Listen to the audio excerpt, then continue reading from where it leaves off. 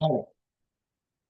හරි පුතේ අපි එතකොට දැන් ඊළඟ කතා කරනවා. දැන් අපි කතා කරේ මොකද්ද මේ ප්‍රාග්ඓතිහාසික මානවයාගේ සාක්ෂි හම්බ වෙන ප්‍රදේශ දෙක ගැන. ඒක ප්‍රදේශ හම්බ වෙන තැන් දෙක එකක් තමයි ඉරණමඩු සැකැස්ම අනිත් එක රත්නපුරේ සහ ඒ යවට මැණික් පත. මම ඒතකොට කොහොමද මේක නිර්මාණය වුනේ කියලා ඔයාලත් එක්ක කතා කරා. ඊට පස්සේ මගේ දුවේ පුතේ අපි ඊළඟ සූදානම මොකද්ද මෙයාලගේ මේ දේශගුණික කලාප ආශ්‍රිතව කොහොමද එයාලගේ ජනාවාස ටික ව්‍යාප්ත වෙලා තියෙන්නේ කියලා. එතකොට ලංකාවේ තියෙන ප්‍රධාන පරිසර කලාප හයක් ආශ්‍රිතව තොරතුරු හම්බ වෙලා තියෙනවා මේ ගල් යුගයේ එහෙම නැත්නම් ප්‍රාග්ඓතිහාසික මානවයාගේ ජනාවාස ව්‍යාප්තිය පිළිබඳ තොරතුරු. මොකද්ද කියන්නේ? දැන් ප්‍රාග්ඓතිහාසික මානවයා ලංකාවේ විවිධ දේශගුණික කලාපවල ජීවත් වෙලා තියෙනවා. එතකොට එහෙම ජීවත් වෙච්ච ප්‍රධාන පරිසර කලාප ගත්තගෙන් පස්සේ පරිසර කලාප හයක් තියෙනවා. එතකොට මේක තීරණය කරලා තියෙන්නේ වාර්ෂික වර්ෂාපතන අගය පදනම් කරගෙන. එතකොට මේ පරිසර කලාප 6 බෙදලා තියෙන්නේ කොහොමද? වාර්ෂික වර්ෂාපතන අගය පදනම් කරගෙන. ඒකේ තියෙන වෙනස්කම් එක්ක. එතකොට මේ පරිසර කලාප 6 ගත්තාම පුතේ කොහොමද තියෙන්නේ? එකක් තියෙනවා ශුෂ්ක කලාපය. අඩුවෙන්ම වතුර වැස්ස තියෙන කෑල්ල. ඒ උදාහරණයක් විදිහට යාපනයේ පැත්ත. ඊළඟට අර්ධ ශුෂ්ක කලාපය. ඊට වැඩි ටිකක් වහිනවා මෙයාලට. ඊළඟට පහත රට වියලි කලාපය. ඊට පස්සේ තෙත් කලාපය. ඊළඟට කඳුකර ඊළඟ පුතේ පහත රට අතරමැදි වියලි කලාපය. දැන් ඔන්න මම කිව්වා ඉස්සෙල්ලාම ශුෂ්ක කලාපය, ඊළඟට අර්ධ ශුෂ්ක කලාපය, ඊළඟට පහත රට වියලි කලාපය, ඊළඟට පහත රට අතරමැදි වියලි කලාපය. පහත රට අතරමැදි වියලි කලාපය. එතකොට වියලි කලාපයට වැඩිය වහිනවා, තෙත් කලාපයට තරම් වහින්නේ නැහැ. හරි. ඊළඟට තෙත් කලාපය. ඊළඟට තව එකක් තියෙනවා කඳුකර වියලි අතරමැදි කලාපය. දැන් එතකොට පුතේ මේකේ තියෙන විශේෂත්වය තමයි මොකද්ද? ඔය කඳුකර වියලි අතරමැදි කිව්වගෙන් පස්සේ මේ පැත්ත කඳුකරයි. හැබැයි දැන් අපි සාමාන්‍යයෙන් අහලා තියෙන කඳුකර ප්‍රදේශවල ටිකක් වැඩියෙන් වහිනවා කියලානේ. මේක එහෙම නෑ. අර කඳු මුවාවේ තියෙන්නේ. දැන් ලංකාවට ප්‍රධාන වශයෙන් වර්ෂාව ලැබෙන ක්‍රමවේද කීපයක් තියෙනවානේ. නේද? ඔයාලා ඉගෙන ගන්නවා භූගෝල විද්‍යාවට කොහොමද මෝසම් සංවහන වාසුලි කියලා. නේද? එතකොට ඒකෙන් ප්‍රධාන වශයෙන් ඊසාන දිග සහ නිර්ත දිග කියලා මෝසම් දෙකක් තියෙනවා. එතකොට දැන් අර ඊසාන දිග පැත්තෙන් එනකොටත් නිර්ත දිග පැත්තෙන් එනකොටත් මෙහෙම කන්දකට මුවා වෙලා තිබුණොත් එහෙම මොකද වෙන්නේ? මෙයාලට වර්ෂාපතනයේ ලැබෙන ප්‍රමාණය අඩු වෙනවා. ඉතින් එතකොට එහෙම කෑලි තියෙනවා. ලංකාවේ එහෙමවත් තියෙනවා. එතකොට දැන් මෙන්න මේ ගල් යුගයේ කට්ටිය මොකද කරන්නේ? එයාලා එක් එක් ප්‍රදේශ වලට ලැබෙන වර්ෂාපතනයේ වෙනස්කම් එක්ක එයාලා ජීවත් වෙනවා. එතකොට එයාලා එහෙම එක එක පරිසරයට අනුවර්තනය වෙලා ආහාර වර්ග තෝරාගෙන ජීවත් වෙනකොට අපි දන්නවා ඔය එකිනෙක පරිසර කලාපවල ජීවත් වෙන්න සතුනුත් වෙනස්. දැන් උදාහරණයක් ගත්තගෙන් පස්සේ තෙත් කලාපේ ඉන්න සත්තු වියලි කලාපේ නැහැ. වියලි කලාපේ වැඩි වශයෙන් ඉන්න සත්තු තෙත් කලාපේ නැහැ. නේද? දැන් අපි තෙත් කලාපෙට ගියපුවාම බොහෝ වෙලාවට අර ලස්සනට අන් එහෙම තියෙන මෝ හොයා ගන්න අමාරුයි. හැබැයි වියලි කලාපේ ඉන්නවා. නේද? ඉතින් එතකොට ඊට පස්සේ අර තෙත් කලාපයේ ආශ්‍රිතව තියෙන ඔය වල් දෙල් කැලෑ කෙසෙල් වගේ ඔය ශාක වියලි කලාපේ නැහැ. ඉතින් මොකද කරන්නේ? ඔන්න ඔය විදිහට පුතේ මේ එකිනෙක ප්‍රදේශ ආශ්‍රිතව වෙනස් වෙනවා. දැන් උදාහරණයක් විදිහට තවත් කියනවා නම් ඔය තෙත් කලාපේ හිටපු කට්ටිය ගොඩබිම ජීවත් වෙන බෙල්ලෝ කාලා තියෙනවා. ඒකට හේතුව ඔයාලා ඔය ගිහපුවාම දැකලා ඇති ගස්වල ලස්සන බෙල්ලෝ ටිකක් ඉන්නවා.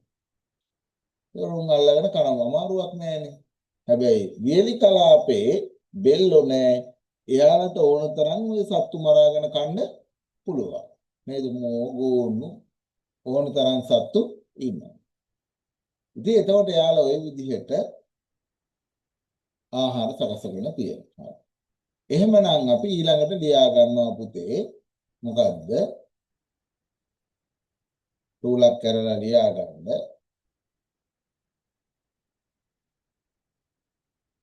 ගල් යුගයට අයත් ගල් යුගයට අයත්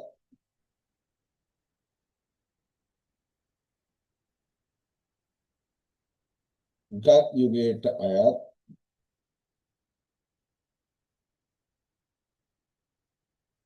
ප්‍රජාව ජීවත් වූ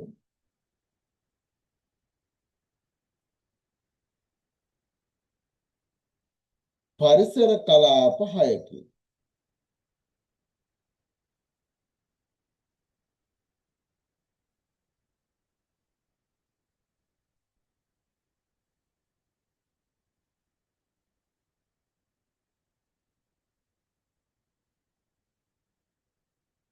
පරිසර කලාප 6කි.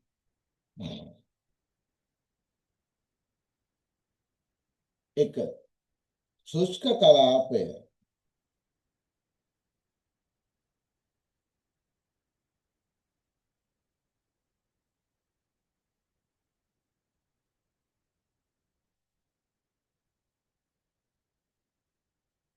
ශුෂ්ක කලාපය. දෙක අර්ධ ශුෂ්ක කලාපය.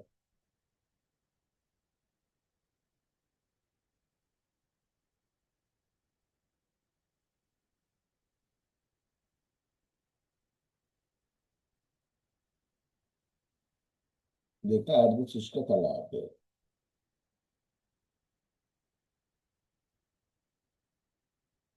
තුන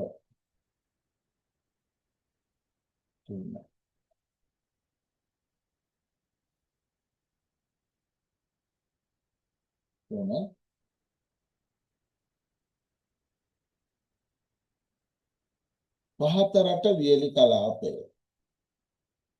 පහතරට වියලි කලාපය. හතර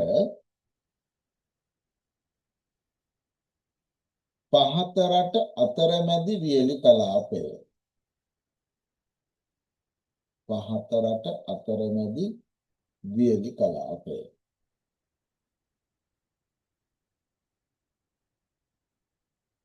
පහතරට අතරමැදි වියලි කලාපය.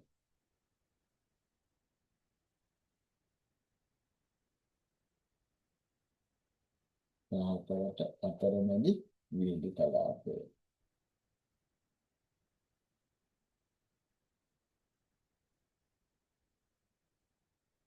තෙත් කලාපය ඊළඟට. තෙත් කලාපය.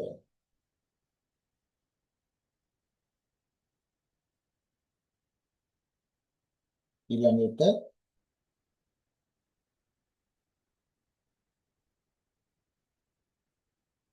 කඳුකර වියලි අතරමැදි කලාපය. කඳුකර වියලි අතරමැදි කලාපය.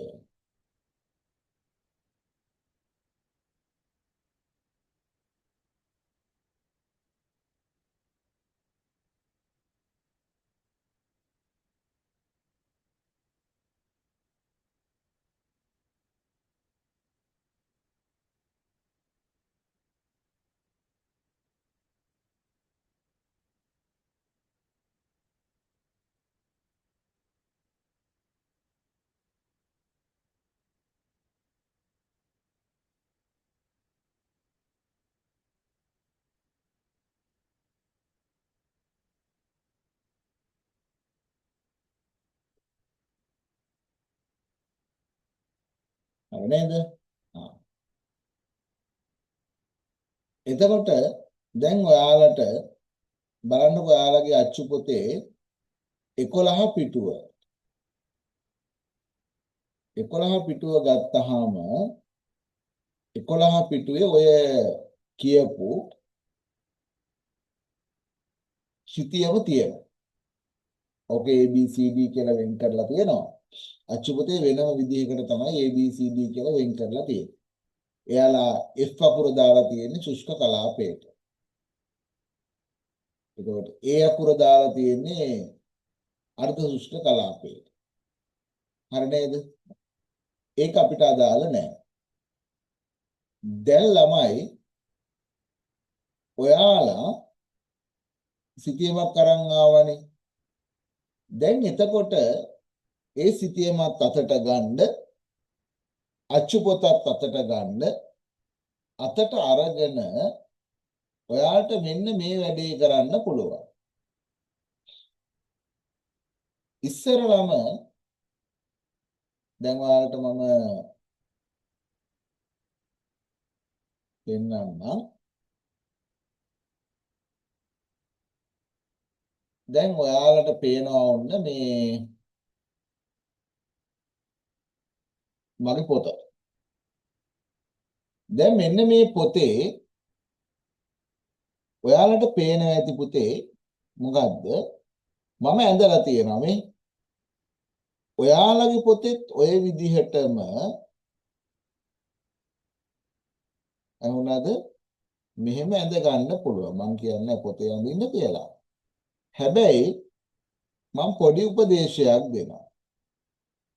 පොතේ මොකද්ද කරන්න තියෙන්නේ?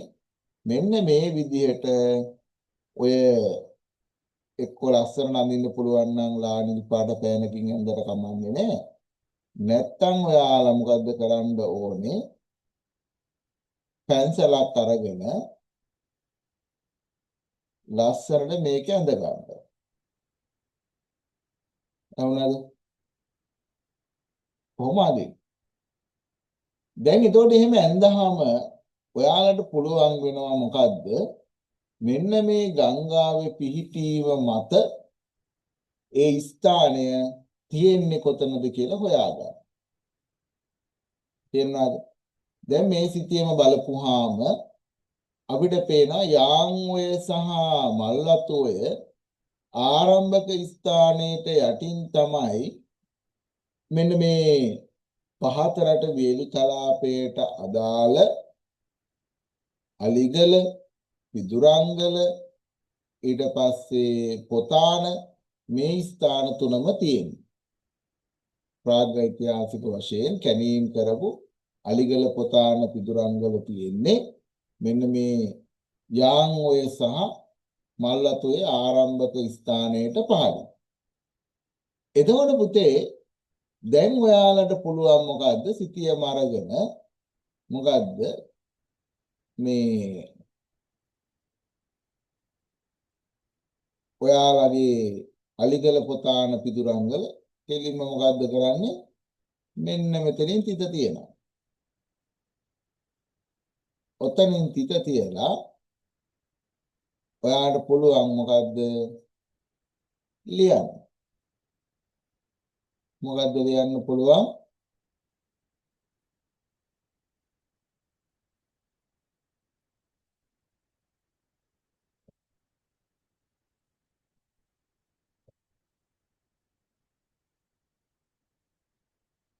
අලිගල. ඊළඟට තුනම එකතරම් තියෙන අපි එක තිතක් තියමු. පොතාන. ඊළඟ එක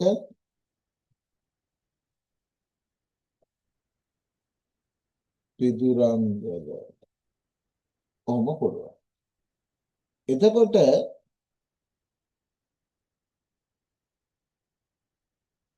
ඕක දැන් ඔතනම ලිව්වොත් පැහැදිලි නෑනේ. අපි ඊට පස්සේ මොකද කරන්නේ? මෙන්න මේකට මෙතන ඉඳලා ඉරක් ගහනවා. තේරෙනවද? ආ. දැන් බලන්නකො මේකේ තියෙන පිළිවෙල. නේද? ඔන්න ඔය විදිහට සිතියම ලකුණු කරන්න පුළුවන්. ඊට පස්සේ මෙතෙන්ට ගියා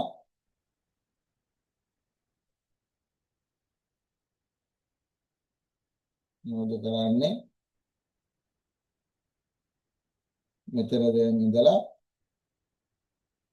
කොහොම ලිව්වා ගත්තා මොකද මෙතන තියෙන්නේ මොකද්ද? මාතොට.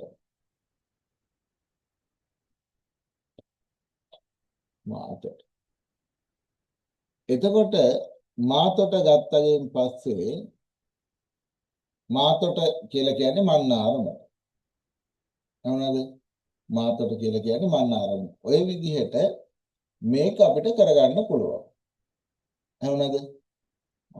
ඉවර ගංගාවේ හැඩය මතක තියාගෙන ඔයාලට පුළුවන් මොකක් කරන්නද මේ සිතියම ලකුණු කරගන්න. එතකොට මේ ගංගාවේ හැඩය පුතේ මෙතුළි මතක තියාගත්තොත් දැන් මම එකගේ යාම් ඔය පටන් ගන්න තැන. දුරෙන් ඔයාලට මම ගංගා ටික මතක තියාගන්න කවිය කියලා දුන්නද? ඔව් සර්. කියලා දුන්නානේ. දැන් එතකොට ඔයාලට පුළුවන් මොකද්ද? ගංගා ටික දැන් ඔන්න මම කිව්වාගෙන් පස්සේ ලියන්න. නේද? කෙලිම දැන් ගංගාව කියවම පස්සේ ගංගාව දානවා. එතකොට ගංගා ටික දන්න හින්දා මම දැන් යාන් ඔයයි මල්වතු ඔයයි නේ කියලා කිව්වගෙන් පස්සේ මොකද්ද කියන්න ඔයාලා දන්නවා.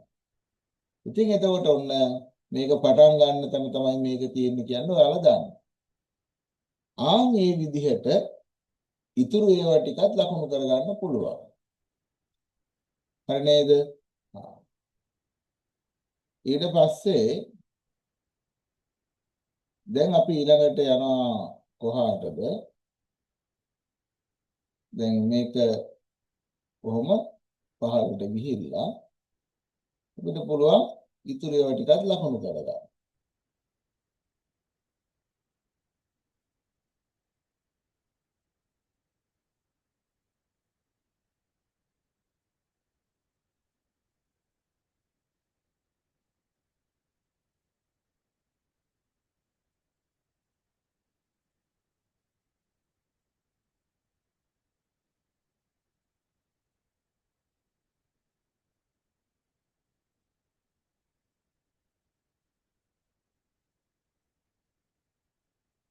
හරිද? එතකොට ওই විදිහට අපිට පුළුවන් මේක ඉතුරු ටික ලකුණු කරන්න. නේද? දැන් තව ඊට පස්සේ අපිට හම්බ වෙනවා තෙත්කලාපේ පාහියන්ගල කියලා. පාහියන්ගල තියෙන්නේ මොකද්ද? කළුගඟ ගාව. කළුගඟේ මෙතන තමයි තියෙන්නේ. නේද? මෙතන අපි මොකද කරන්නේ? පාහියන්ගල කියලා ලියනවා. ඉතින් තියෙනවා. ඊට පස්සේ ඊළඟට අපි දන්නවා කිතුල්ගල බෙරිලෙන තියෙනවා. අපි මෙතන ලකුණු කරනවා. නේ? කුරුවිට බඩදමලින තියෙනවා. අපි මෙතන ලකුණු කරනවා.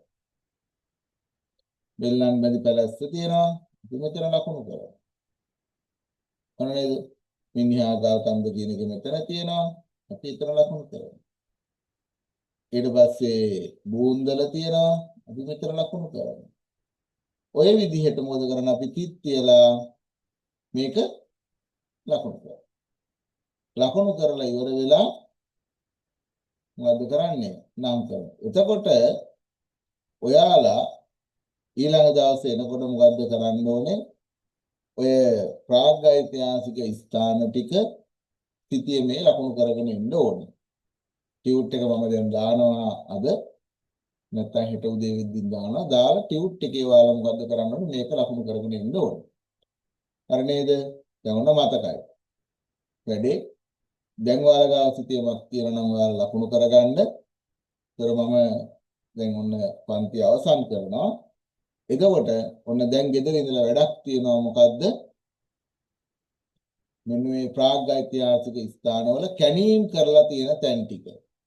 අර ඔයාලගේ 11 පිටුවේ තිත් තියලා තියෙන රතු පාටින් තිත් තියලා නම් කරලා තියෙන ඒවා ටික තුලෙන් ඔයාලා ලකුණු කරගෙන එන්න. හරි නේද? එහෙමනම් පුතේ ඔයාලට ආයුබෝවන් සුබ රාත්‍රිය. අපි බලමු ලබන අඟහරුවාදා පන්තිය කරා. නේද? එහෙනම් පරිස්සමෙන් සතුටින් ඉන්න අර වැඩ ටික කරා.